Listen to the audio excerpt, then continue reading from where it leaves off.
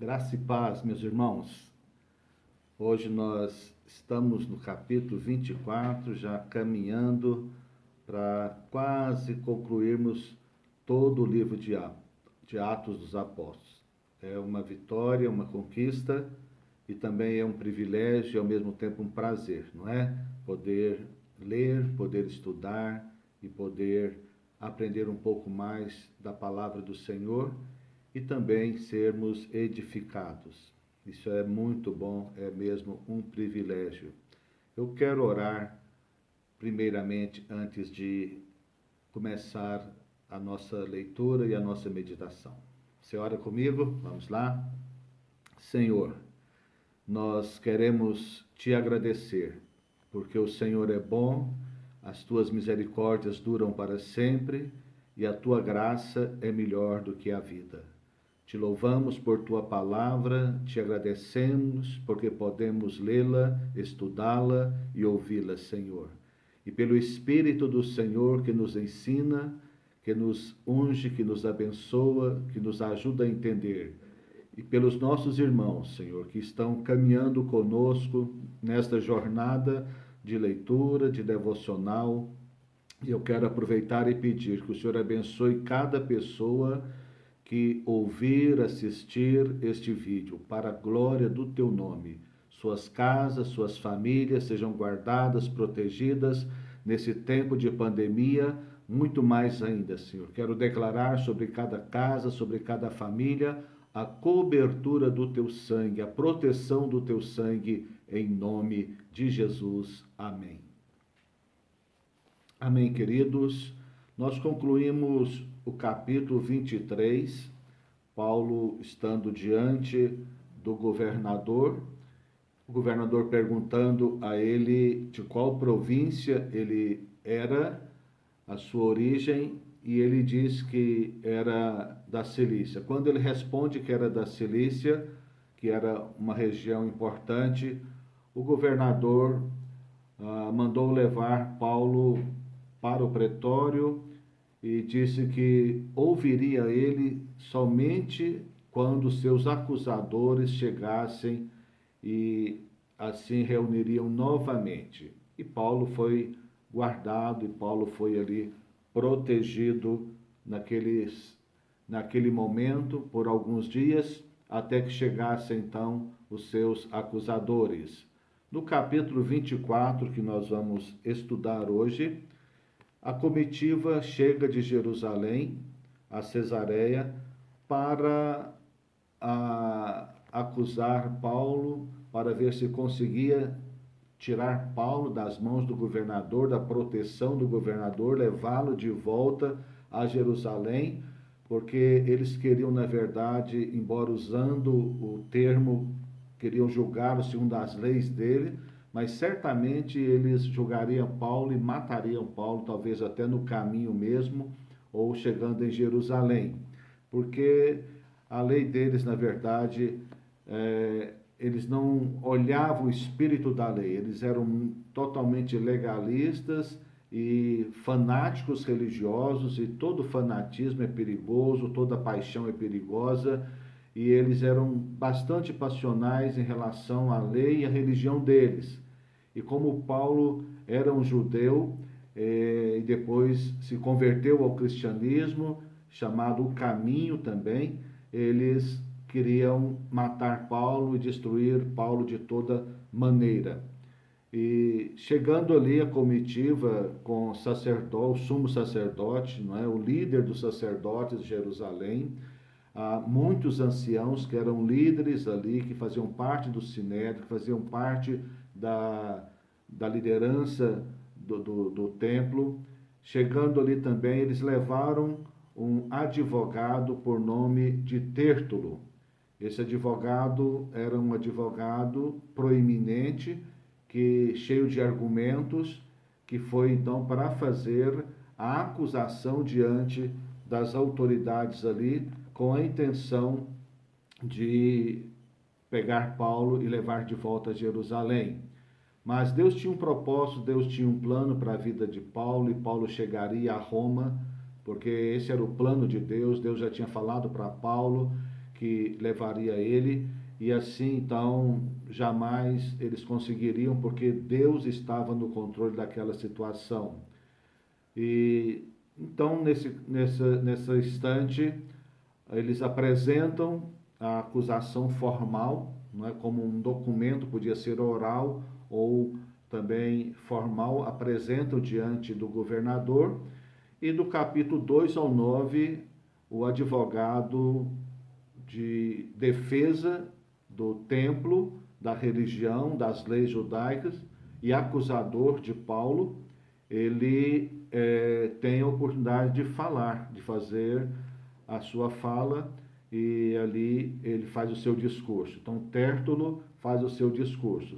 E o seu discurso foi um discurso muito polido, muito respeitoso, referindo-se ao governador. Quando ele fala ao governador, ele é bajulador, ele é mesmo um daqueles oradores que tem de fato de verdade uma fluência muito grande na palavra, mas que não preza pelo caráter. Não é? Então era um advogado que tinha facilidade no falar, mas a preocupação dele não era cumprir de fato as leis, não era fazer justiça, mas senão levar vantagem, porque ele ali certamente estava ganhando muito dinheiro, como é a profissão de advogado, tem que defender os seus clientes, e nós sabemos que nos dias de hoje mesmo, nem todos os advogados também são justos, são sinceros, e há aqueles também que, de certa forma, usam da lei, fazendo da lei um argumento que prejudica, simplesmente com o propósito de sair vencedor em uma demanda para agradar os seus clientes, ganhar o seu dinheiro, fazer a sua fama, sem se preocupar se o acusado é inocente ou não. Então, essa, infelizmente, é uma regra que acontece na sociedade. Não estou dizendo que todos são assim, mas ocorre de fato e de verdade.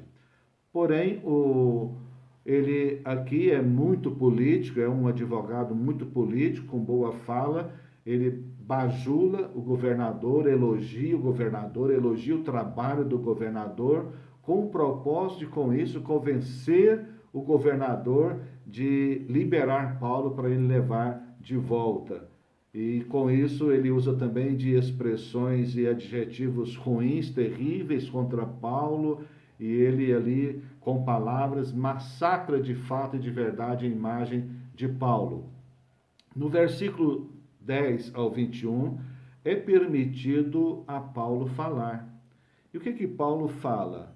Paulo fala que as acusações que tem contra ele não procedem. Paulo diz que tinha pouco tempo que ele havia chegado em Jerusalém, que ninguém viu Paulo falando mal da lei, falando mal de Moisés, falando mal da religião, de maneira alguma, criando tumulto, e que a acusação era equivocada, porque ele servia o Deus dos pais dos judeus, não é? Que ele obedecia a palavra dos profetas e ele pregava a ressurreição. E os fariseus, que parte dessa liderança era fariseus também, então ele era esse o Deus que ele cria, o Deus que ele pregava, e a única diferença era a questão da ressurreição de Jesus, que isso desagradava completamente os saduceus, que era outra parte também ali do grupo, né? Então, eles tendo esse problema, Paulo diz que depois de muitos anos que ele havia se ausentado de Jerusalém, ele volta trazendo ofertas, né? Doações, alguma versão diz esmolas, mas eram doações, né?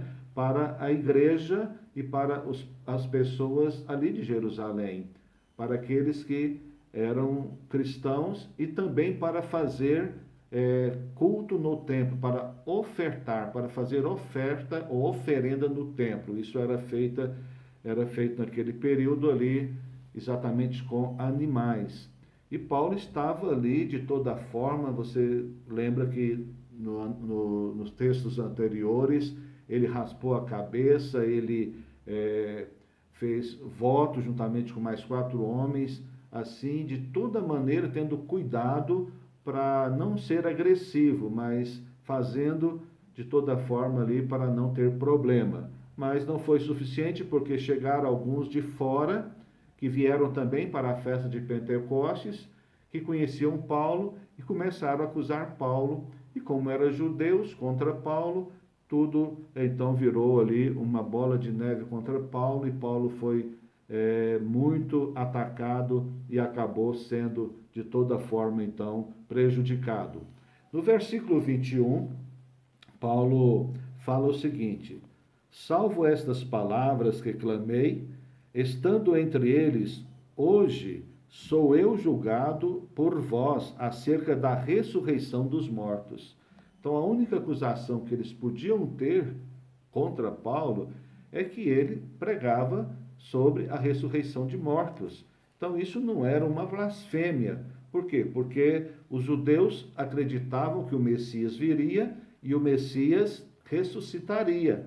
Então, uma parte dos judeus, os fariseus, por exemplo, criam na ressurreição. Os saduceus já não criam na ressurreição. Porém, Paulo estava pregando apenas a ressurreição. Agora, o que pesou é que Paulo estava pregando a ressurreição de Cristo, que morreu e ressuscitou, mas eles não entendiam dessa forma, porque Jesus veio e eles rejeitaram Jesus. Eles esperam até os dias de hoje um outro Messias, não é? E não a pessoa do Senhor Jesus, no qual nós cremos, o qual nós pregamos e o qual nós servimos.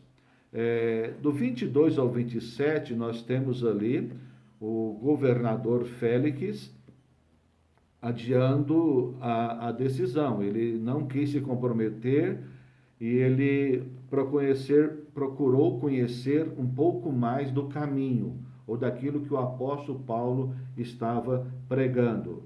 Olha, o versículo 23 é interessante. Mandou ao centurião que conservasse a Paulo detido, tratando com indulgência e não impedindo que os seus próprios o servissem. Então, manteve Paulo preso, mas com certo cuidado, com certo respeito e permitindo que os seus amigos, os seus discípulos pudessem servi-lo. E Paulo continuou ali, né? Reunia, mesmo na cadeia, ali ele escrevia e ele tinha relacionamento e contato com os irmãos daquela cidade.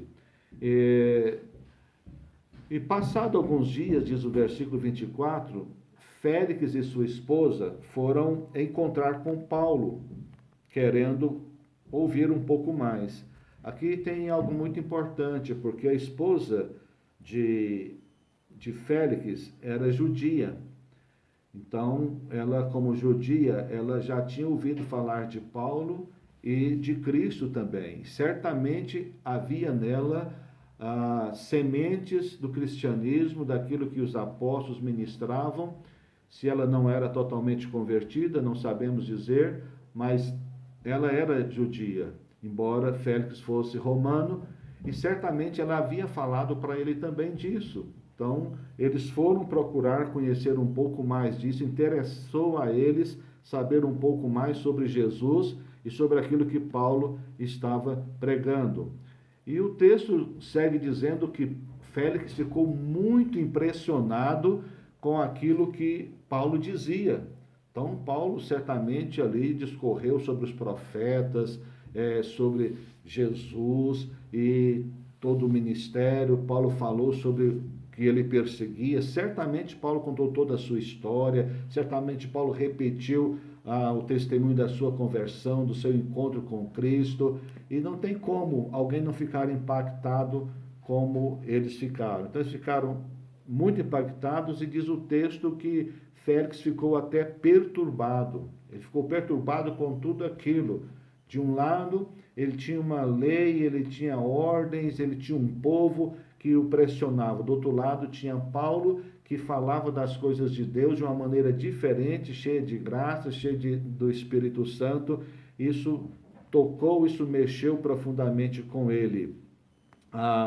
Mas o capítulo conclui, termina de uma maneira não muito boa, porque termina uma parte dele, Félix reunindo muitas vezes com Paulo, conversando muitas vezes com Paulo, mas querendo tirar dinheiro de Paulo. Então ele era daqueles políticos terríveis que queria suborno, queria propina, ele queria alguma vantagem para poder também dar a Paulo algum privilégio. Mas Paulo não entrou nessa questão com ele, Paulo não deu nada, e ocorre que com isso termina o capítulo dizendo que 2 anos depois Félix foi substituído, e o 25 começa então agora com Festo sendo ali o próximo governador, e Paulo continua preso, e no capítulo 25 nós vamos ver agora Paulo com outro governador, porque Félix, aquele que começou, já não está mais ali julgando Paulo, ok? Assim eu quero concluir, eu quero terminar o nosso devocional de hoje, dizendo: Deus te abençoe, Deus te dê graça, Deus te dê sabedoria, e nos encontramos no capítulo 25. Deus te abençoe em nome de Jesus.